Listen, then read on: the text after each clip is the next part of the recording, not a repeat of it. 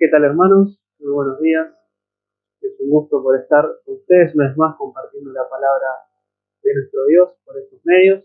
Sin duda es algo que vino para quedarse y realmente contento y agradecido de poder hacerlo, de tener esta oportunidad de poder compartir su palabra, de poder compartir la palabra de Dios y pensando, ¿no? Y anhelando el momento en el cual podamos volver a ver. Me gustaría que podamos tener un breve devocional, sí, pensar en unas cosas. Me gustaría que me acompañen a Isaías, capítulo 44, versículo 21. Vamos a leer el siguiente texto que dice: acuérdate de estas cosas, oh Jacob e Israel, porque mi siervo eres, yo te formé, siervo mío eres tú, Israel, no me olvides. Y cuando leí este pasaje, realmente una de las cosas que más me llamó la atención fue el final, ¿no? Como en este texto que dice que no nos olviden. Y al principio nos dice que somos sus siervos. Nosotros, una vez que reconocimos nuestra situación, una vez que reconocimos que por nuestros medios no podemos acercarnos a Dios, una vez que reconocimos que la única manera de poder acercarnos a Dios es por medio del Señor Jesucristo, en aquella obra, en la cruz, en su vida, y realmente lo aceptamos y lo creemos en todo nuestro corazón,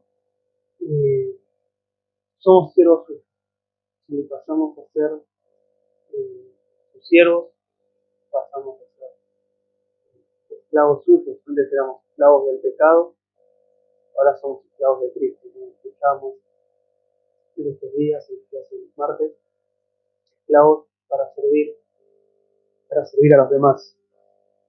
Y es la primera condición, o es lo primero que nos dice este pasaje. Si nosotros somos de Dios, nosotros le pertenecemos.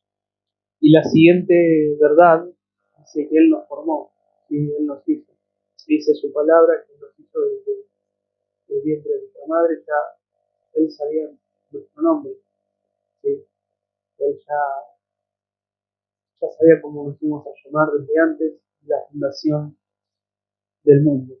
Tenemos un Dios, ¿sí? que pensó en cada uno de nosotros de una manera que nosotros realmente no nos podemos imaginar eh, ese, ese pensamiento que Dios tuvo para nosotros. Y termina diciendo este pasaje: no me olvides. Y yo me ponía a pensar en motivos, ¿no? De por qué Dios dijo estas palabras. Y sin duda nosotros somos personas, ¿sí? Que muchas veces nos olvidamos en general de muchas cosas. Y muchas veces tristemente nos olvidamos de Dios, nos olvidamos de donde Dios nos sacó. Yo pensaba en el texto de David, ¿no? Cuando escribe que del lodo cenagoso fue sacado. Muchas veces nuestra vida inmersa en el pecado, inmersa en lo más bajo de este mundo, ¿sí? Es desde ese lugar donde Dios nos saca. Y nos saca para levantarnos, ¿sí? Nos saca para darnos una nueva vida. Y tristemente, muchas veces nosotros nos olvidamos de Dios. El pueblo de Israel, ¿sí? pasaba por esta situación constantemente. Dios hacía obras, Dios los guiaba y después los guiaba. Y muchas veces nos pasa a nosotros, ¿sí? Capaz que nos levantamos, ignoramos, no leemos, o, o capaz que lo hacemos de una manera rutinaria, por así decirlo, pero muchas veces dejamos a Dios de lado. Y también una de las cosas que pensaba donde nosotros podemos volver a Dios es cuando tomamos decisiones. Muchas veces tomamos decisiones basadas en lo que nosotros podemos tener, por lo que nosotros podemos llegar a conseguir con nuestras propias fuerzas. Muchas veces nos falta confiar, ¿sí? nos, falta, nos falta la fe para saber que Dios puede guiarnos en cada aspecto de nuestra vida. Si nosotros le damos el control total de nuestra vida, todo lo que nosotros vayamos a hacer va a ser guiado por Él. Y sin duda va a ser lo mejor, que sean cosas buenas, sean cosas malas, que son cosas que Dios va a poner en nuestro camino. Capaz, más de chico, más de joven, a mí me pasaba que las decisiones uno las quería tomar uno mismo, ¿sí? A la ligera, lo que uno creía, lo que uno pensaba, y nos olvidamos de Dios. Nos olvidamos que tenemos al Creador de este mundo, el que nos puede guiar y acompañar, y que nos puede acompañar día a día. Y volviendo a lo que decía sobre David, cuando hablaba de dónde nos había sacado, ¿sí? Pensar también de dónde nos sacó Dios, pensar cómo era nuestra vida sin Dios, y pensar cómo es nuestra vida incluso cuando estamos en el Padre. ¿Sí? Que realmente podemos comprender que nosotros fuimos hechos para servirle, para servirle, para ser sus siervos. Y hay un pasaje en Colosenses, capítulo, capítulo 1, ¿sí? Versículo 12, que dice, con gozo no de gracias al Padre, que nos hizo aptos para participar de la herencia de los santos en luz, el cual nos ha librado de la potestad de las tinieblas y trasladado al reino de su amado Hijo. Y una palabra que me llama la atención en estos textos es la palabra trasladado. Nosotros en nuestra vida íbamos por un camino que iba con rumbo hacia la muerte, con rumbo hacia la separación eterna de Dios, pero así como el salmista podía decir que nos sacó del lodo cenagoso, sí, también podemos decir que Dios nos trasladó. Dios nos sacó de un lugar para ponernos en otro totalmente distinto, para ponernos en un lugar en donde seamos guiados por tu amor, donde seamos guiados por tus pasos. El Señor Jesucristo vino a este mundo a dejar sus pasos, a dejar sus huellas, para que nosotros sigamos sus pasados, sigamos sus caminos, sigamos su forma de andar.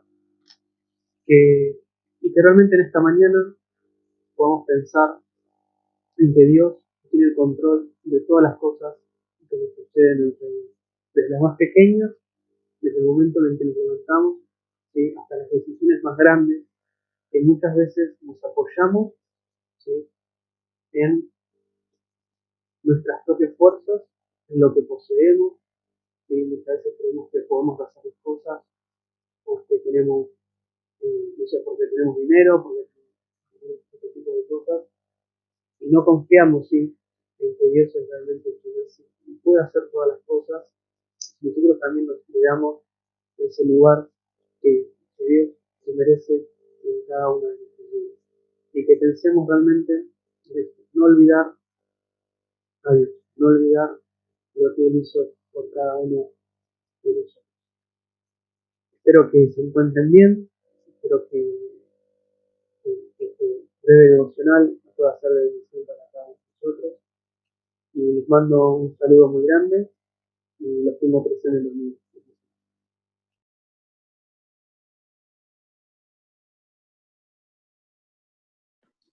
Muy buenos días, hermanos, ¿cómo están? Bueno, en esta mañana me gustaría hacer un poquito de memoria o recordar nuestra infancia. Me gustaría que escuchemos una canción de María Elena Walsh, que seguramente todos escuchamos alguna vez, y con este tema vamos a empezar nuestro cortito devocional. A ver.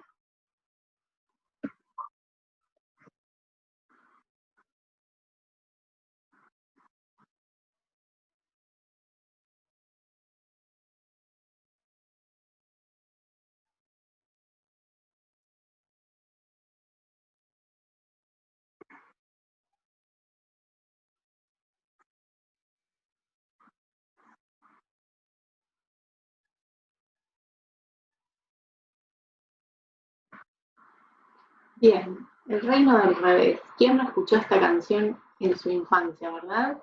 Y en nuestra infancia cuando la escuchamos nos parecía un poco loco lo que escuchábamos, pero tampoco nos cuestionábamos nada, porque esta canción juega con el reino del revés, que digamos es normal y que es anormal, y en este reino se transforma en algo normal, ¿sí?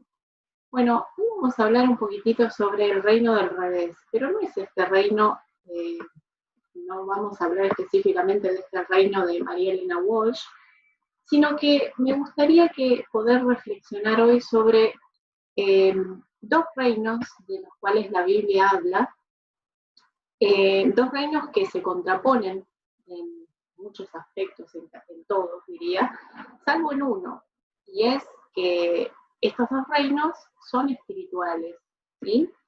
Eh, pero antes de hablar de estos dos reinos, sería bueno meditar o pensar un poquitito en base a esta canción del reino del revés, pensar un poquitito qué es normal y qué es anormal según nosotros. Alguna vez nos preguntamos cuando decimos, bueno, esto no es normal que pase.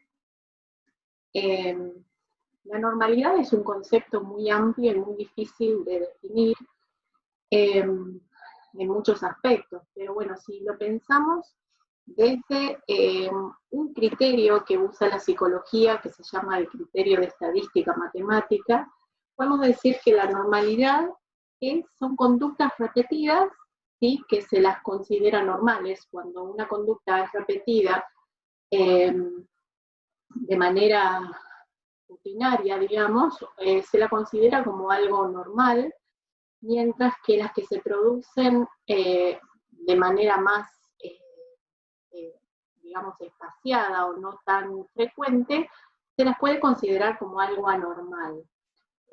También la OMS y muchas instituciones han tratado de definir la normalidad como un conjunto de patrones de conducta que son típicos, ¿sí? Que siguen un patrón.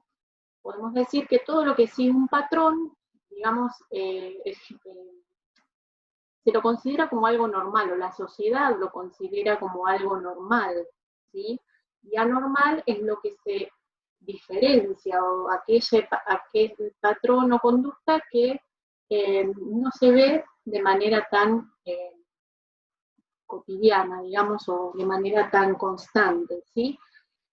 Entonces, si pensamos en lo normal y lo anormal, eh, podemos decir que estos dos reinos de los que habla la Biblia, ¿sí?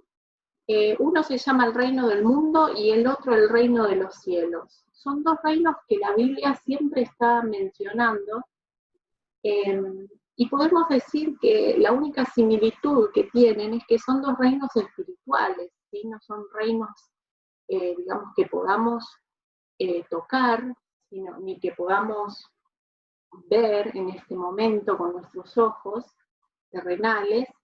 Eh, y esa podemos decir que es la similitud que tiene. Pero vamos a empezar a hablar un poquitito del reino del mundo, ¿sí? Y me gustaría que mientras vamos meditando, podamos ir pensando, ¿sí? En estos dos reinos. ¿Cuál para nosotros es el reino del revés, el reino de la anormalidad? ¿Y cuál para nosotros podemos considerarlo como el reino que es normal, que es un patrón de conducta, un patrón de valores y principios que en nuestra vida son comunes o son familiares o son parte de nuestra vida? Podemos hablar, la Biblia habla de que el reino del mundo, hoy vamos a hablar de unas pocas características porque hay muchas más para desarrollar, pero en principio el reino de este mundo está gobernado por Satanás, ¿sí? Eh, si leemos en 2 de Corintios capítulo 4:4, nos dice, eh, sabemos que somos de Dios y el mundo entero está bajo el maligno. Acá está hablando, el mundo entero eh, está bajo el maligno, ¿sí? Eh, digamos, el diablo es el que gobierna, ¿sí? El que pone, digamos, las reglas de juego de este reino del mundo. Otra característica de la cual podemos hablar es que este mundo, digamos, espiritual, este reino del mundo espiritual, gobierna el mundo terrenal. Vemos en Juan, capítulo 5, versículo 17, donde dice, Jesús le pide al Padre y le dice, no ruego que los quites del mundo, sino que los guardes del mal. En este versículo Jesús le está pidiendo al Padre, ¿sí?, que a los que somos cristianos y creemos en Él, no podemos salir de este mundo, ¿sí? Vivimos en un mundo terrenal, pero estamos rodeados del mal, y es ese el reino espiritual del mundo al cual se refiere Jesús. Entonces decimos que el reino del mundo es un reino que gobierna el mundo terrenal.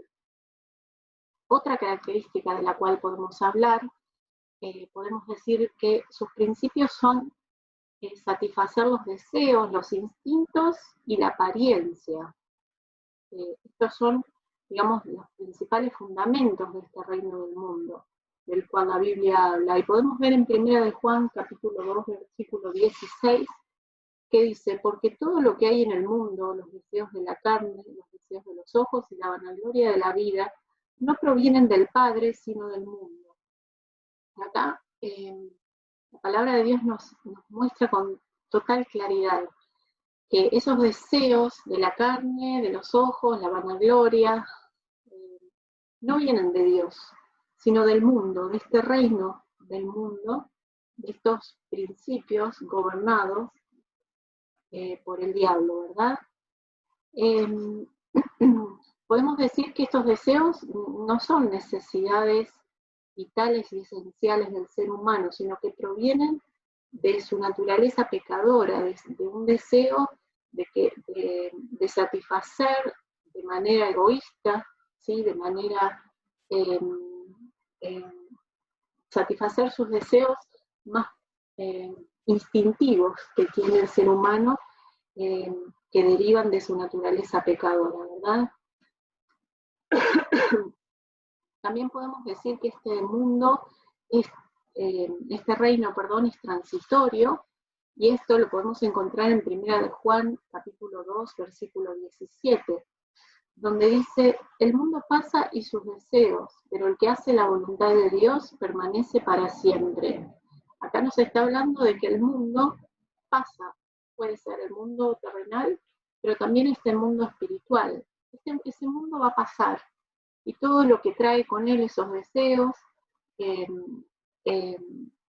esos principios, digamos, que van en contra de la voluntad de Dios, esas reglas en las cuales se rige este reino, va a pasar, pero la voluntad de Dios, según este versículo, van a permanecer.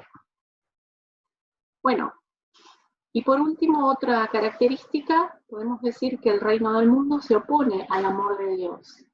Está en un lugar totalmente opuesto, ya que es gobernado por el enemigo número uno de Dios. Podemos decir que está en completa oposición al amor de Dios. Primera de Juan, capítulo 2, versículo 15, donde nos dice, no améis al mundo ni las cosas que están en el mundo.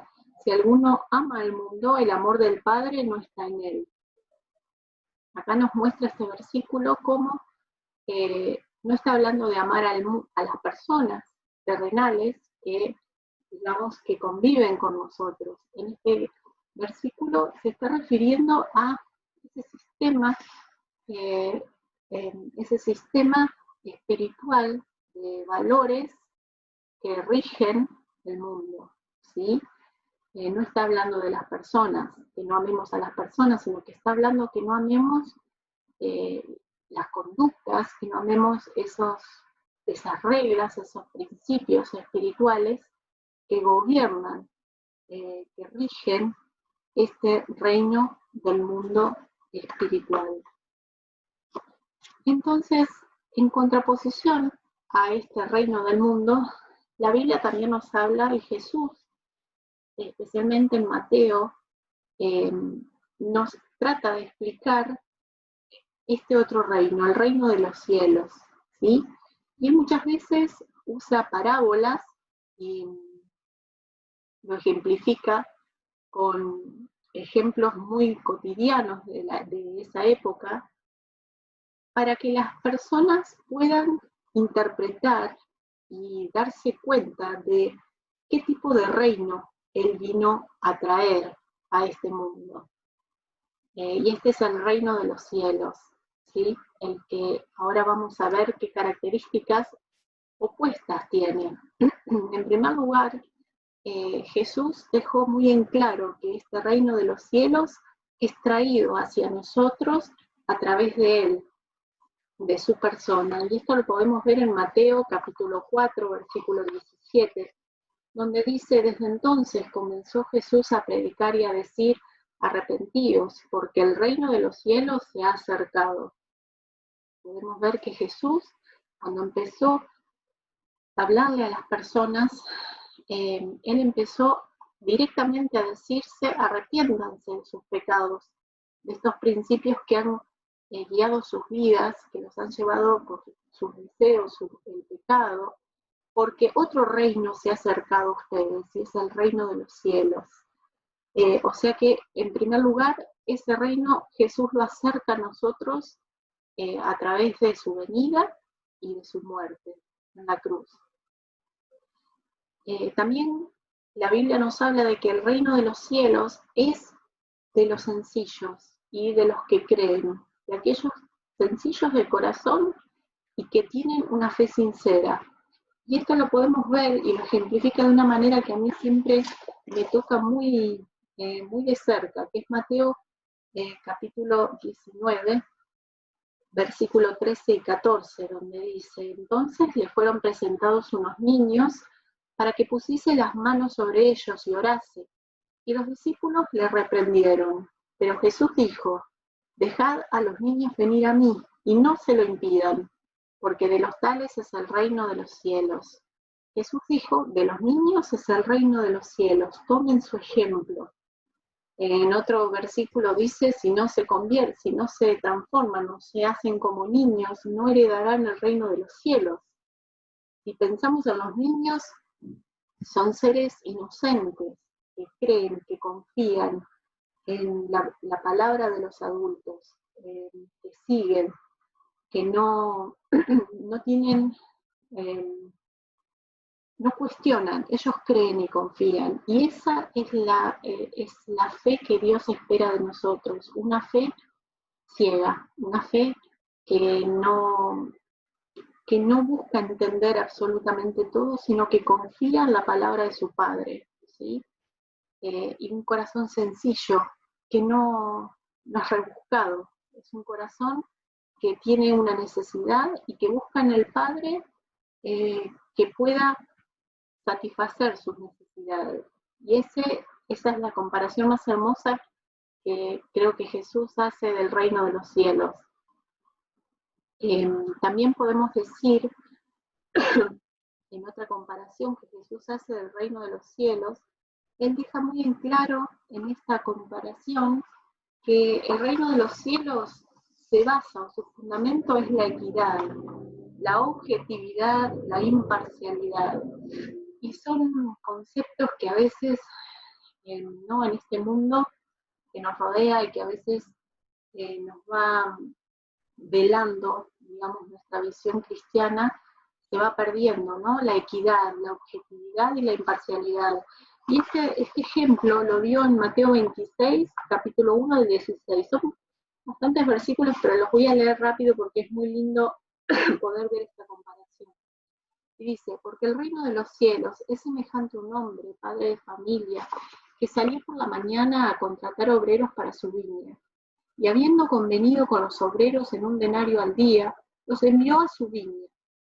Saliendo cerca de la hora tercera del día, vio a otros que estaban en la plaza desocupados, y les dijo: vayan también vosotros a mi viña, y os daré lo que sea justo. Y ellos fueron. Salió otra vez cerca de la hora sexta y novena, e hizo lo mismo. Y saliendo cerca de la hora undécima, halló a otros que estaban desocupados y les dijo, ¿por qué están aquí todo el día desocupados? Le dijeron, porque nadie nos ha contratado. Él les dijo, vayan también ustedes a la viña y reciban lo que sea justo. Cuando llegó la noche, el señor de la viña dijo a su mayordomo, llama a los obreros y págales jornal, comenzando desde los postreros hasta los primeros. Y al venir los que habían ido cerca de la hora 11, recibieron cada uno un denario. Al venir también los primeros, pensaron que habían de recibir más, pero también ellos recibieron cada uno un denario. Y al recibirlo, murmuraban contra el padre de familia, diciendo, estos postreros han trabajado una sola hora y los has hecho iguales a nosotros, que hemos soportado la carga y el calor del día. Él respondiendo dijo a uno de ellos, amigo, no te hago agravio, ¿no conveniste conmigo en un denario? Toma lo que es tuyo y vete, pero quiero dar a este postrero como a ti. ¿No me es lícito hacer lo que quiero con lo mío? ¿O tienes tú envidia porque yo soy bueno? Así los primeros serán postreros, y los postreros primeros, porque muchos son llamados, mas pocos escogidos. Increíble, ¿no? Esta comparación que hace Jesús con el reino de los cielos. Los últimos serán postreros. El reino de los cielos no depende de lo mucho o de lo poco que nosotros podamos hacer para Dios, sino que depende de su objetividad, lo que Él nos quiere dar. Y Él es un Dios objetivo, imparcial, que mira el corazón, que mira la intención, que no mira la cantidad de obras que hayamos hecho, sino que mira nuestro corazón y busca que haya equidad. Bien. Otra característica que tenemos, que Jesús también nos dejó, el reino de los cielos deja de lado la apariencia y las riquezas terrenales.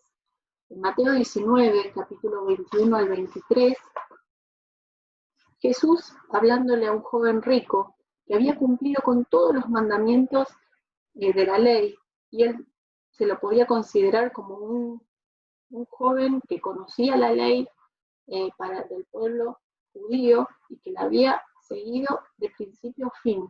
Y cuando Jesús lo encuentra, él le pregunta qué más tenía que hacer para entrar al cielo. Y Jesús le dijo, si quieres ser perfecto, anda, vende todo lo que tienes y dalo a los pobres, y tendrás tesoro en el cielo, y ven y sígueme. Oyendo el joven esta palabra, se fue triste porque tenía muchas posesiones. Entonces Jesús dijo a sus discípulos, de cierto les digo, que difícilmente entrará un rico en el reino de los cielos. Acá no estamos diciendo que no podemos tener posesiones materiales, sino que Jesús lo que nos está enseñando a través de este pasaje es que este joven estaba aferrado a sus riquezas, era lo más preciado para él, a tal punto que no fue capaz de dejar eso para seguir a Jesús. Cuando hay algo material, cuando hay algo, un valor más importante en nuestra vida que nos impide hacer la voluntad de Dios, que nos impide seguir a Jesús, eso nos está estorbando, nos está poniendo un tropiezo para poder entrar en el reino de los cielos. Bien. Entonces, pensando un poquitito en estos dos reinos, dijimos que la normalidad, lo que consideramos como algo normal, son aquellas conductas o valores que se transforman en un patrón, en algo que constantemente se repite en la sociedad, en la vida de una persona, y por lo tanto se transforma en una normalidad. Ahora, yo pienso, ¿no? Vivimos en este mundo en donde está gobernado por el reino del mundo, por este reino espiritual que gobierna el diablo. Y el reino de los cielos es un reino al cual esperamos poder estar junto a Jesús. Pero aún estando mientras estamos en este mundo, sería lindo poder reflexionar y decir a cuál reino pertenezco y cuál considero que está al revés de mis principios y de mis conductas y de las percepciones que yo tengo de la vida y de cómo debe ser un cristiano. Eh, Considero que el reino del mundo es anormal para mí, está al revés, o veo como al reino de los cielos como algo raro, algo anormal, algo que está al revés de las conductas, de los principios que estoy teniendo en mi vida.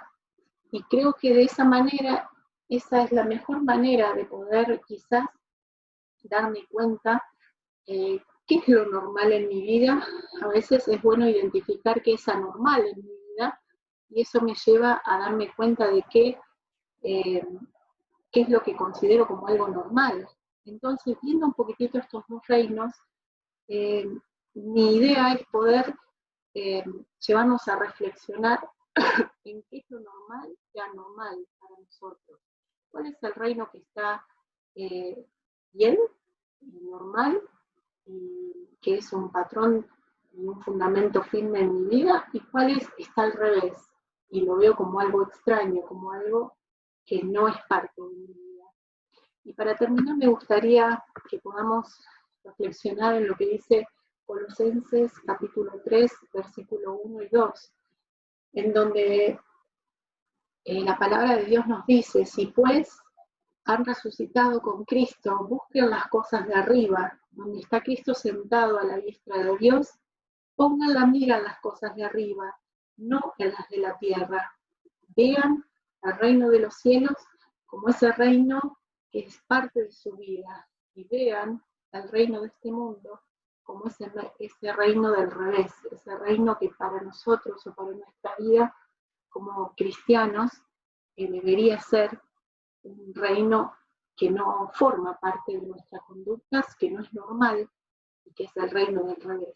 Dios quiera que así sea. Y les mando un saludo muy grande y estamos siempre conectados y orando unos por otros.